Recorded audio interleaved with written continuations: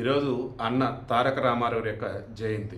ఈరోజు ప్రపంచవ్యాప్తంగా ఉన్న తెలుగువారంతా కూడా ఆయన జయంతిని అంగరంగ వైభవంగా జరుపుకుంటూ ఉన్నారు. మహానాడులో రెండో రోజు. ఇక మహానాడు మొదటి రోజుకు సంబంధించి హైబ్రిడ్ మోడల్ అయిన రికార్డుల మీద రికార్డులు కొట్టింది. గణేష్ గోల్డ్ తాకట్టులో ఉన్న బంగారాన్ని విడిపించి కొనబడును. సంప్రదించండి 9966561144. ఇక రెండో రోజు కూడా ఏ రేంజ్లో అంటే ఓవరాల్ చూసుకుంటూ ఉన్నప్పుడు నాకు తెలిసి ప్రపంచవ్యాప్తంగా ఏ ప్రాంతీయ రాజకీయ పార్టీ కూడా సాధించినటువంటి రికార్డులు ఈరోజు మహానాడు కొట్టింది, టీడీపీ కొట్టింది.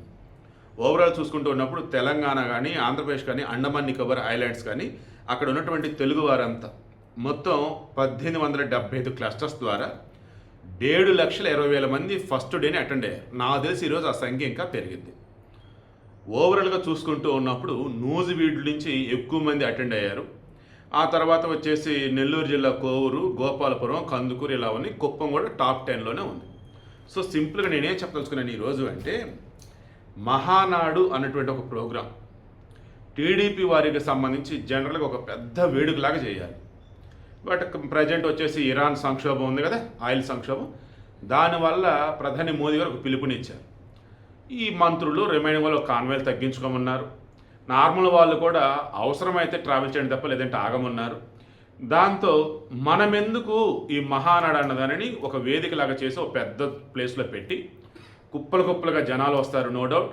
వెహికల్స్ ఇవన్నీ కూడా మరి ఆయిల్ కన్జ్యూమ్ చేయటమే కదని మోదీని ఆదర్శం తీసుకొని ఆయన మాటకి విలువనిస్తూ వీళ్ళు ఇక్కడ ఏం చేస్తున్నారు, చక్కగా మంగళగిరి పార్టీ హెడ్ ఆఫీస్ ఉంది కదా, అక్కడ నాయకులు ఉంటే ఈ జిల్లాలలో, నియోజకవర్గాల్లో, మండలాల్లో కొన్ని క్లస్టర్స్ ద్వారా అక్కడికి టీడీపీ సభ్యులు ఎవరైతే ఉన్నారో వారు రావటం, అక్కడ వాళ్ళు అటెండ్ అవ్వడం జరిగింది.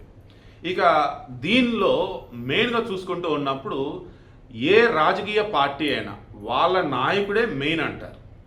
బట్ నిన్న మీరు గమనిస్తే చంద్రబాబు నాయుడు సైలెంట్ కూర్చున్నాడు. మీరు జగన్మోహన్ రెడ్డి రిమైనింగ్ ఎవరినైనా చూడండి, వాళ్ళ పక్కన అసలు ఎవరు ఉండరు, వాళ్ళు ఒక్కళ్ళే ఉంటారు. బట్ నేను చంద్రబాబు నాయుడు స్టేజ్ మీద పక్కన కూర్చుంటే ఆయన చుట్టుపక్కల అంతా కూర్చున్నారు. మొత్తం మాట్లాడింది ఎవరంటే మొదటిసారి ఎమ్మెల్యే అయిన వాళ్ళు, పార్టీకి సంబంధించిన ప్రతినిధులుగా ఉన్నటువంటి వాళ్ళు, ఓలల్లో పార్టీని పటిష్టం చేసినటువంటి వాళ్ళు. అదే వేదిక మీద మన పల్నాడు ఐ థింక్ చంద్రయ్య అనుకుంటా, పాపం గొనగా ఆయన్ని చంపారు. ఏది జై వైసీపీ అనమంటే జై జగన్ అంటే అన్నాడు, తోట చంద్రయ్య అనుకుంటా. ఆయన కొడుకుని తీసుకొని వచ్చి నారా లోకేష్ అందరి ముందు చంద్రబాబు గారికి పరిచయం చేసి మన హయాంలో ఆయనకి ప్రభుత్వ ఉద్యోగం ఇచ్చామని చెప్పి అక్కడ ఉన్నటువంటి 10ల సంఖ్యలో ఉండొచ్చు పార్టీ ఆఫీసులో, బట్ చూస్తున్నట్టు లక్షలాది మందికి ఒక ధైర్యాన్ని, ఒక భరోసాన్ని ఇచ్చారు. ఏమని, టీడీపీ అంటే అదొక పార్టీ కాదు, అదొక కుటుంబం. చంద్రబాబు నాయుడు అంటే పార్టీ అధినేత కాదు, కుటుంబానికి పెద్ద. ఈ కుటుంబంలో ఉన్నటువంటి ప్రతి ఒక్క కార్యకర్తకు సంబంధించి, ప్రతి ఒక్క సభ్యుడికి సంబంధించి పూర్తి బాధ్యత మాది అన్న రీతిలో వాళ్ళు అక్కడ దానిని చూపెట్టారు.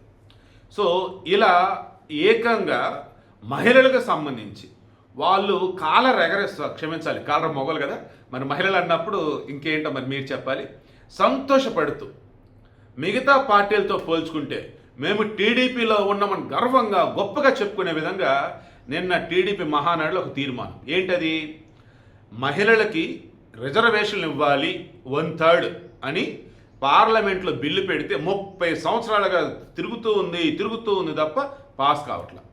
ఒకవేళ పాస్ అయిందంటే మన లాస్ట్ ఇయర్, దానికి ముందు ఇయర్ అయింది, అది ఇప్పుడు కాదు. రేపు కొత్త జనాభా లెక్కలు తీస్తారా, దాని మీద నియోజకవర్గ పునర్విభజన చేస్తారా, ఆ తర్వాత అంటే ఇది రేపు 2029 కూడా కాదు, 2034లో. బట్ ఇప్పుడు వీళ్ళు ఏం చేస్తారు టీడీపీ వాళ్ళు, అసలు ఏ రూల్ అనేది రావాల్సిన అవసరం లేదు మాకు, ఏ చట్టాలు అవసరం లేదు మాకు, మేమే మా పార్టీ గరంగా మా బైలాస్లో అంతర్గతంగా మా అంతటా మేమే 1/3 రిజర్వేషన్లు లేడీస్కి ఇస్తామని చెప్పేశారు. ఇక అంతమంది సంతోషం ఏం కావాలి. ఓ పక్క హోంమంత్రి అనిత, మరో పక్క మంత్రులు సంజయ్ రాణి, రమేణ్, మరికొంతమంది, వీళ్ళంతా ఇప్పుడు ఎంత జోష్లో ఉన్నారంటే ఇటువంటి రాజకీయ పార్టీలో మేము ఉన్నది గర్వపడుతున్నామని చెప్పేసి అంటున్నారు. ఇక బండారు శ్రావణి ఫస్ట్ టైం గెలిచినటువంటి పర్సన్, ఆ తర్వాత రిమైనింగ్ చాలామంది కూడా ఎంత హ్యాపీగా ఫీల్ అవుతున్నారంటే ఒక రాజకీయ పార్టీలో ఉన్నామా లేక కార్పొరేట్ కంపెనీలో ఉన్నామా అన్నది వాళ్ళకి అర్థం కావట్లేదు అనమాట. అంత హ్యాపీగా ఉన్నారు. జరుగుతుంది మహానాడు హైబ్రిడ్ విధానంలో, మొత్తం ఆన్లైన్ అన్నట్టుగా. కానీ ఓవరాల్గా వస్తున్న స్పందన చూస్తూ ఉంటే ఆశ్చర్యపోతున్నారు అంతా కూడా. ఈవెన్ నిన్న ఆన్లైన్లో అయినా కానీ, ఆఫ్లైన్లో అన్నప్పుడు కానీ ఓవరాల్గా అన్నప్పుడు కూడా కోట్ల రూపాయలు పార్టీకి ఓ రకంగా విరాళాలు అందామా, చందామా, సభ్యత్వం అందామా, పార్టీకి ఫండ్స్ వస్తున్నాయి. అందులో వేమిరెడ్డి ప్రభాకర్ రెడ్డి దంపతుల వాళ్ళొక్కలు 5 కోట్లు ఇచ్చారు.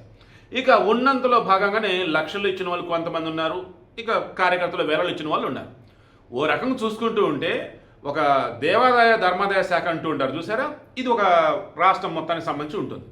అలా కాకుండా ఒక ట్రస్ట్ అనేది ఉండేసి, ఫర్ ఎగ్జాంపుల్ మాన్సస్ ట్రస్ట్ ఉంది కదా అశోక్ గజపతి రాజు వాళ్ళది, ఆ సింహాచలం, విజయనగరం చుట్టుపక్కల దేవస్థానాలకు సంబంధించి ఆ ట్రస్ట్ కనుక డబ్బులు కనుక వస్తే దాని ద్వారా విద్యాదానం, వైద్యం, అన్నదానం లైక్ ఎన్నో చేస్తూ ఉంటారు.